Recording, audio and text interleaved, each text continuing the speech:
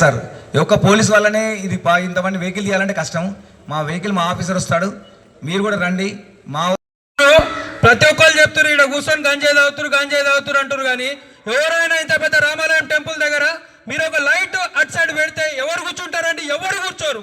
దాని గురించి ఎవరు మీరు మాడట్లేదు. ఎంతసేపటికి ఇక్కడ 30 మంది కూర్చుంటారు, ఆడ 30 మంది కూర్చుంటాడు, 20 మంది కూర్చుంటారు. మనకు కూడా బాధ్యత ఉండాలి కంపల్సరీ. మీరు దయచేసి ప్లీజ్ మా యొక్క పర్సనల్ రిక్వెస్ట్, మీరు అక్కడ 2 లైట్లు తిప్పండి, ఎవరు కూర్చోరు. ఇందాక మా తమ్ముడు రంజిత్ చెప్పినప్పుడు డార్క్లా ఎవరు కూర్చోరు. ఎప్పుడైతే చీకటిలో ఉంటారో అక్కడే కూర్చుంటారు. మీరు పలగొడితే అవసరం అయితే పెట్రోలింగ్ సార్ సిఐ గారు కూడా మనకు సపోర్ట్ చేస్తారు, ఎస్ఐ శిరీష గారు కూడా సపోర్ట్ చేస్తారు, స్థానిక కానిస్టేబుల్ గారు సపోర్ట్ చేస్తారు. మనం అవసరం అయితే డిపార్ట్మెంట్ని హెల్ప్ తీసుకొని అయినా ఇక్కడ ఉన్న క్రైమ్ రేట్ని తగ్గించవలసిందిగా కోరుతున్నాను. దయచేసి ఈ యొక్క ప్రోగ్రామ్ని ఇంత పెద్ద సక్సెస్ చేసినందుకు థ్యాంక్ యూ.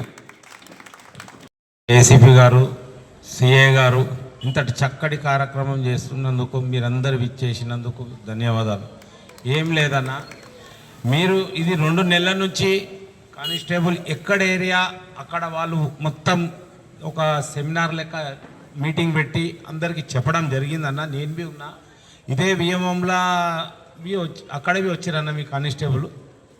ఎక్కడెక్కడ ఏ డివిజన్కి ఏ వార్డుకు ఆ వార్డు వచ్చి మొత్తం కంప్లీట్గా వీళ్ళు 2 మంత్స్ నుంచి కంటిన్యూగా ఫాలో అవుతారు. ఎక్కడ ఏ అన్నీ చెప్తున్నారు వాళ్ళు, ఏమని ఎక్కడ ఎట్లయితుంది. ఈ వర్కర్స్ వచ్చి మన ఇంట్లోకి వచ్చి వర్క్ చేస్తుంటారు. సరునారు ఈ డివిజన్ అంటే పాత సరునారు, మాకు ఎక్కడ కూడా పెద్ద ఇష్యూస్ వేరే ఏం లేవు. ప్రధానమైనది అందరినీ వేధిస్తున్నట్టు ఒకటే పెద్ద సమస్య ఏంటంటే గంజాయి వాడకం విపరీతంగా జరుగుతుంది మా ప్రాంతంలో. ఎంత దారుణమైనటువంటి పరిస్థితి ఉందంటే 8వ క్లాస్ 9వ క్లాస్ పిల్లలు కూడా ఎడిక్ట్ అవుతున్నటువంటి పరిస్థితి.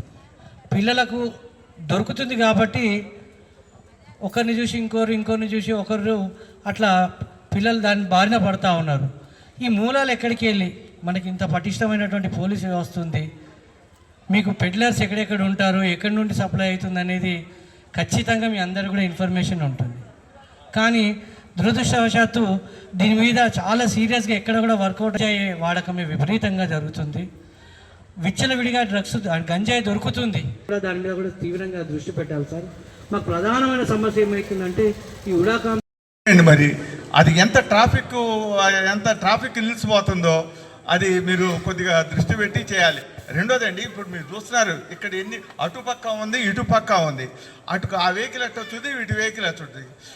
రెండోది ఏంటంటే మనం ఓనర్స్ ఏం చేయాలంటే ఎవరికైనా రెంట్కి ఇవ్వాల్సినప్పుడు మనం రెంట్ వాడిది ఒక ప్రొఫారం ప్రిపేర్ చేయాలి. And a lane next to temple and between our apartment, that lane is isolated in the night. అది నైట్లో ఐసోలేటెడ్ ఉంటుంది. ఎవరైనా నైట్ 2 o'clock అయినా 3 o'clock అయినా వచ్చి అవుతున్నారు, సిగరెట్స్ లిక్కర్ అన్నీ తాగుతున్నారు. So that is also a big concern.